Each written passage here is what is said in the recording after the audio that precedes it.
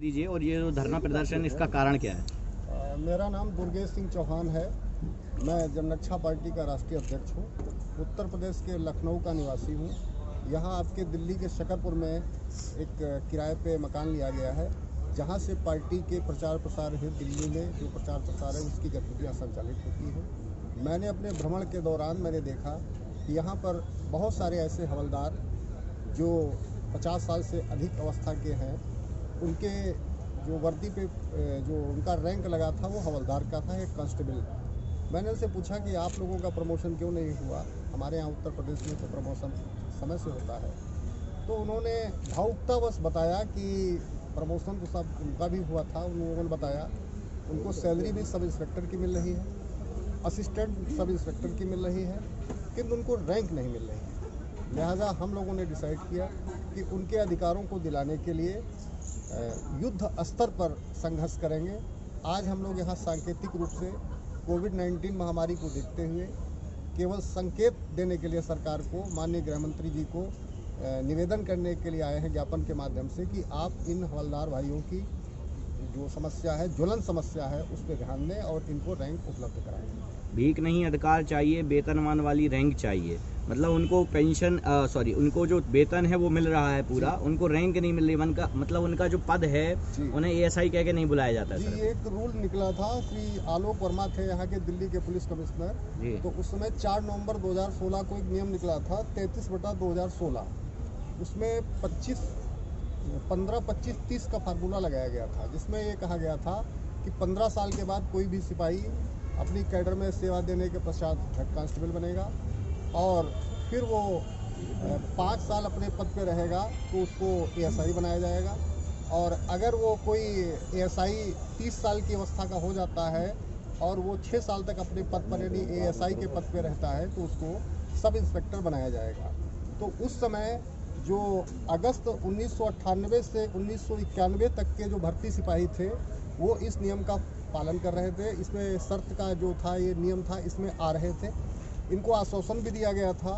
और उस समय आलोक वर्मा के समय में एक प्रेस कॉन्फ्रेंस दिल्ली में हुई थी, जिसमें आप सभी पत्रकार बंधु आए थे, और जिसमें कई अखबारों में छपा भी था कि जल्द, ये लिखा है, अब एएसआई हवलदार सिपाही जल्द होंगे पदोन्नत। उसमें माननीय गृह मंत्री जी भी उपस्थित हुए थे।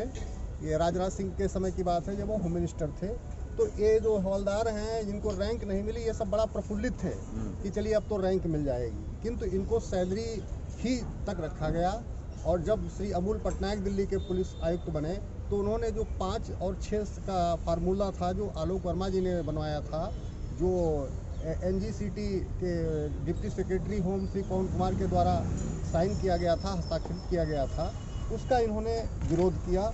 और इन्होंने दोबारा पीएचक्यू से एनजीसीटी होम सेक्रेटरी के यहाँ एक लेटर भिजवाया कि नहीं, ये ठीक नहीं है। तो वहाँ से जवाब भी आया।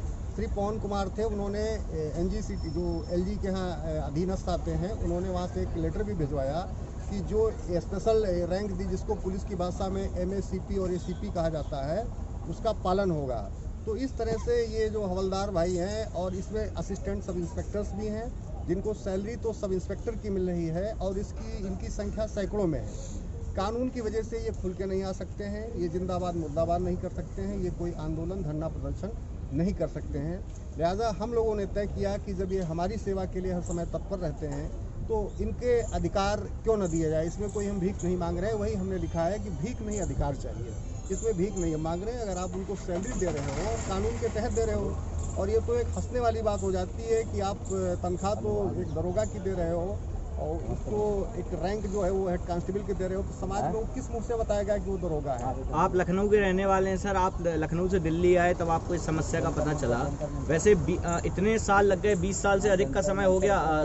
मतलब इन लोगों की वेतनमान तो बढ़ा लेकिन रैंक नहीं बढ़ी। क्या कारण रहा कि इन लोगों ने अपनी मांगों को पूरी तरह से रखा नहीं, या जो यहाँ के समाजसेवी संस्थान हैं उन्होंने इनकी बात को नहीं उठाया? कितनी कमी रही सरकार में, कितनी कमी रही हवलदारों में और दरोगाओं में? मैं किसी समाजसेवी संगठन के ऊपर प्रश्न चिन्ह नहीं उठा सकता, सरकार के ऊपर जरूर उठा रहा हूँ। सरकार को इस पे ध्यान देना चाहिए था। रही बात संगठन की, अब उनको नहीं समझ में आया होगा पुलिस वालों का दर्द, मुझे तो समझ में आया, क्योंकि हमारी पार्टी का नाम ही है जनरक्षा पार्टी। तो अगर कोई भी जन है, कोई भी व्यक्ति है, कोई भी कर्मचारी है, समाज का कोई भी व्यक्ति है, अगर उसकी समस्या है मेरे संज्ञान में आती है, तो हमसे जो लोकतांत्रिक तरीके से धरना प्रदर्शन के माध्यम से उसकी बात उठाने का हमको माननीय निर्वाचन आयोग ने जो पंजीकरण संख्या प्रदान की है, तो उसके तहत उन लोगों की आवाज़ उठाना हमारा धर्म है और फर्ज भी है।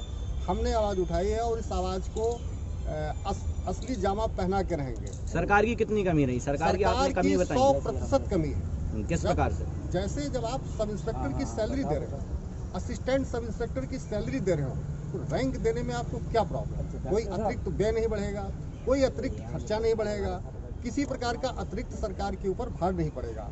और सरकार में दिल्ली पुलिस हेडक्वार्टर्स में इस समय 948 यानी 900 प्लस सब इंस्पेक्टर के पद रिक्त हैं, जो मेरे पास आरटीआई के माध्यम से सूचना पीएचक्यू से प्राप्त हुई है। बट पदों पे तो ऐसा होता है ना सर कि जैसे थाना हो या चौकी हो, तो उनमें पदों की नियुक्ति एक लिमिटेड होती है कि इतने ही रहेंगे, फिर अगर वो रैंक उनकी बढ़ाई जाएगी तो फिर उनको पोस्टेड करना पड़ेगा यहाँ। हाँ बिल्कुल आपने सही कहा, लेकिन जब उनके पास पहले से ही पद रिक्त हैं, उनकी भर्ती कहाँ से करोगे? जब आपके पास 900 प्लस 948 के आसपास सब इंस्पेक्टर के पद रिक्त हैं, जिनको आपको पूरा करना ही करना है, 261 लगभग एएसआई के पद रिक्त हैं, इनको भी आपको भरना है, तो आखिर इनको कहाँ से भरोगे?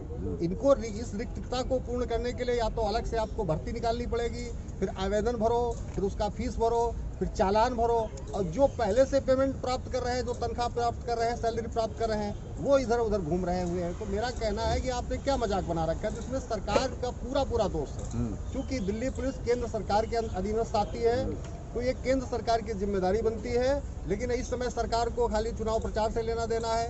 वर्तमान सरकार जो दिल्ली जैसा एक महानगर जो राजधानी है, एनजीसीटी आता है, तो यहाँ पर जो पुलिसकर्मियों का ये दर्द है, तो अन्य जगह क्या होगा वहाँ की तो राज्य सरकारें जाने, लेकिन ये दिल्ली सरकार में जो हमको दिखाई दिया, ये ज्वलंत मुद्दा है और इसकी भरपाई के लिए हम केंद्र सरकार से निवेदन दिल्ली पुलिस जो है वो केंद्र के अंतर्गत आती है, जैसा आपने भी बताया। केंद्र में जो सरकार है, बीजेपी की सरकार है, वो आपने खुद ही कहा कि जो केंद्र की सरकार है चुनाव लड़ने में व्यस्त है।